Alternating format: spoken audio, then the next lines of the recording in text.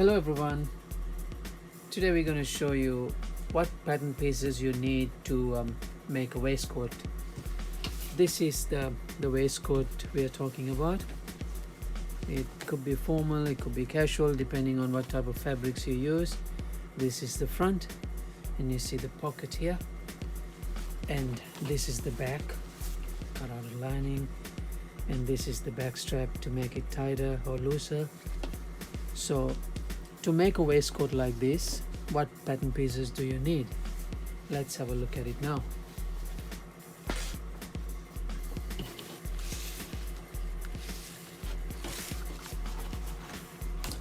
This is the back pattern. So this is 1/4 of the pattern, and this is the center back line. This is the shoulder line here. That's the shoulder line. This is the neckline. This is the armhole.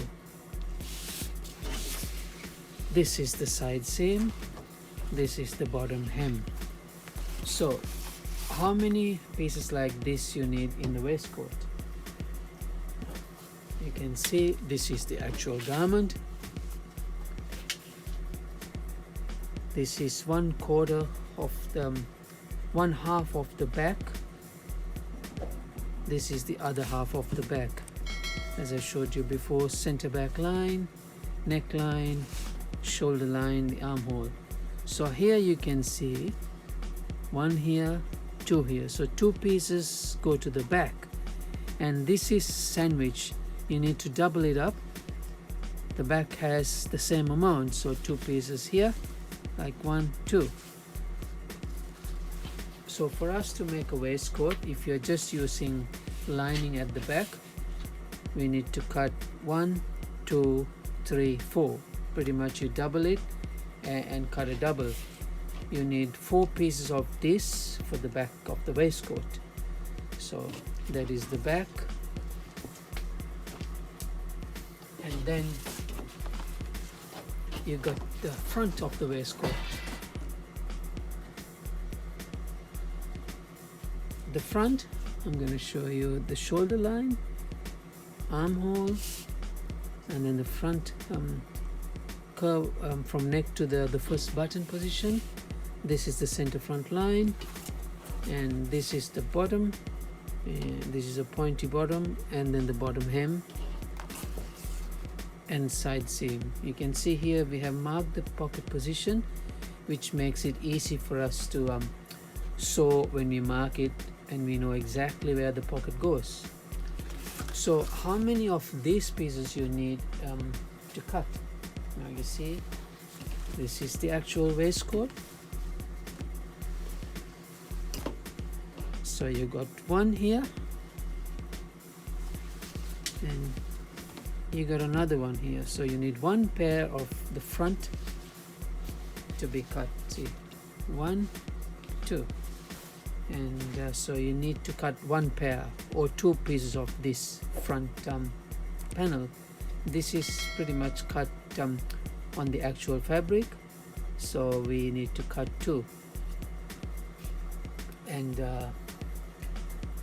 one more thing we need with the front panel, we need to cut some fusing. That is, fusing is piece of fabric.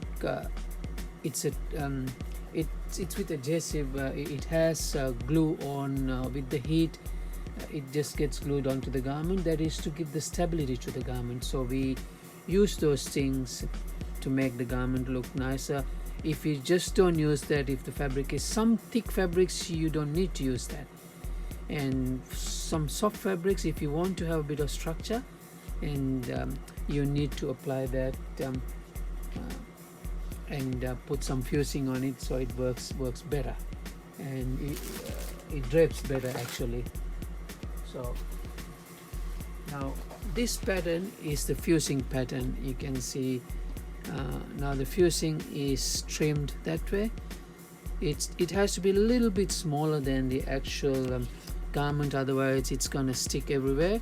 So we trim it a little bit less than the actual garment, and then we just heat press it with the iron, or for those who know about the pressing machine or fusing machine, and we glue that on to the garment inside, not outside, of course. And so that is called fusing or interlining. So that you need to cut the same amount as the actual garment pattern, the garment piece, front piece. So we need to cut 2 fusing, yeah, 1 pair of this and 1 pair of the actual front.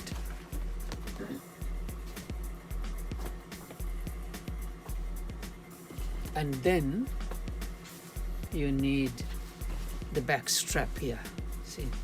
So that's the strap buckle, and we use it for the adjustment.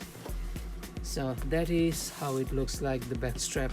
So this notch here is the folding line, so we need to cut 1 pair with lining. So lining is this fabric, so we need to cut 1 pair of this. One goes to the one side, the other one goes to the other side. So that is the back strap.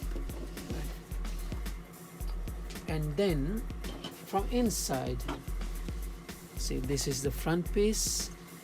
Inside of it, you just gotta cover it up nicely, line it. So we need the pattern for the lining. So this is the lining pattern. That's how it looks like. This is the front, and we need to cut a facing also to attach to the lining and to the body. So this piece called facing. So it's pretty much a shape like this, and that need to be cut from the actual fabric. So it just helps to do the buttonholes, and it gives that stability at the back. Lining is soft, and it sits on the body, it moves nicely, and it breathes well. So that's why we put that facing here, and with the actual fabric, and cut the lining with this fabric. So lining pattern is like that. See, the front connects to the facing, shoulder, armhole, side seam, and the bottom, right? So now this bottom, you can see just done straight up with the lining, and but some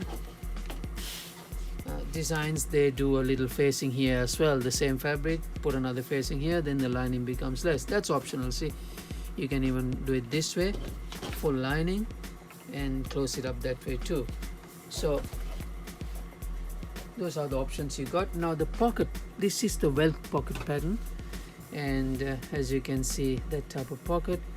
Now this is pretty much of like a small welt pocket, and this is a big welt pocket. So this gives about 2 centimeter thickness pocket. This is much less than that. So this is the pocket piece you need to cut, and also you need to cut a pocket facing. Pocket facing is a square piece that goes inside where the pocket rests. It's just pretty much a square piece like that, exactly the same size as the pocket. So where the pocket is, under that, when the pocket lifts up, you don't see a different color. But if you use the same color underneath, and that is not a big deal, you can just use your pocket bag fabric and leave it there. Then this one has a facing, you can see that, but size of that piece is about the same size. It's a square piece, so that's a pocket facing. And that's pretty much all the pieces you need to make a vest, and hope this lesson helped you to learn a little bit about the waistcoat and what's involved. And we're gonna bring you more lessons about how to make patterns on the waistcoat, of the waistcoats, and all the other details. So please don't forget to subscribe to our channel, and stay tuned, and we are planning to bring more and more value to you. Thanks for watching, and bye for now.